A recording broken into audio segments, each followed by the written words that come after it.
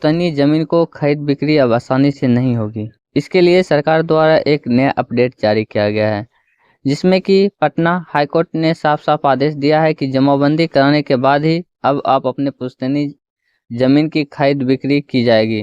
अगर ऐसा नहीं किया तो निबंधन नहीं हो सकता है।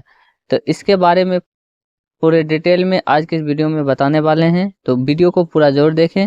और अगर आपने अभी तक हमारे चैनल से नहीं जुड़े हैं तो चैनल को भी सब्सक्राइब कर लें, क्योंकि इसी तरह की हेल्पफुल जानकारी हम आपके लिए लाते रहते हैं।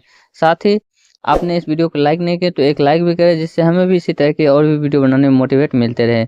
तो चलिए वीडियो की ओर। जैसा कि बिहार में आए दिन जमीन विवाद के मामले काफ़ी सारे देखने को मिलते रहते हैं। अगर आप देखें तो थाना और कोर्ट में इससे जुड़ी 50% केस भूमि विवाद से ही जुड़े होते हैं। जैसा कि अगर आप देखेंगे कि जैसे कोर्ट जाएंगे तो वहाँ पे अगर देखते हैं तो वहाँ पे जो भी अगर केस 50% केस ऐसे होंगे जो भूमि विवाद से ही जुड़े होते हैं और कोर्ट में उसका मामला चल रहा है।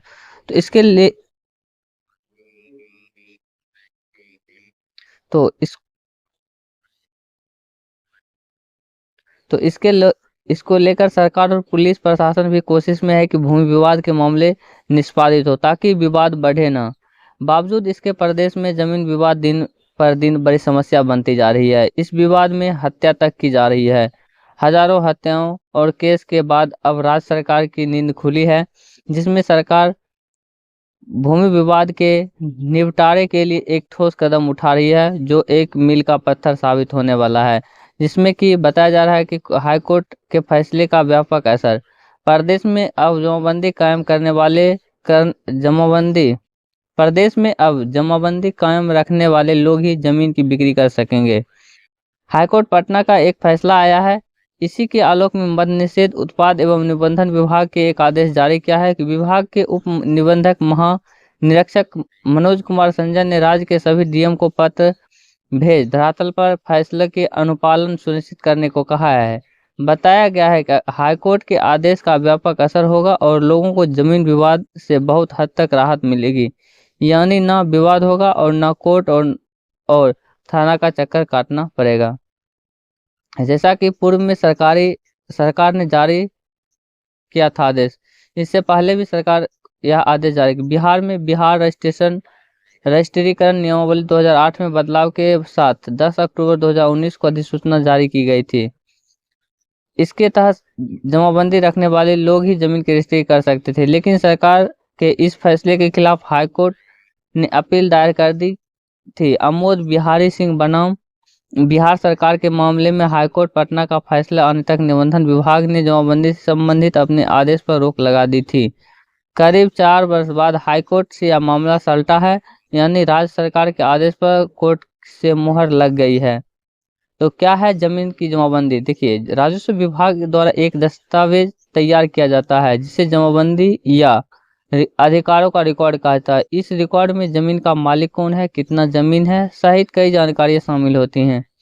जांच के बाद राजस्व अधिकारी हर 5 साल में जमीन की जमाबंदी को अपडेट करते हैं।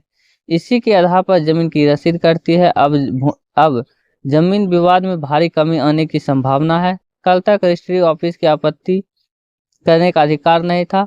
अब भूमि विवाद का मामला कोर्ट में चला जाता था। भूमाफिया एक ही जमीन को कई लोगों को बेच देते थे। साथ ही यह जो है फ्लैट और अपार्टमेंट पर लागू नहीं होने वाला है।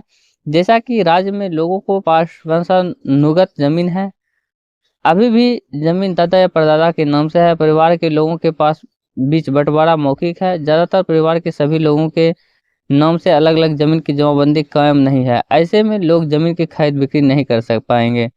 हालांकि फ्लैट या अपार्टमेंट की रजिस्ट्री करवाने में यह नियम लागू नहीं होगा। पुराने फ्लैट या अपार्टमेंट की रजिस्ट्री होल्डिंग नंबर के आधार पर हो सकेगी। साथ ही जिला निबंधन का पत्र जारी किया गया है।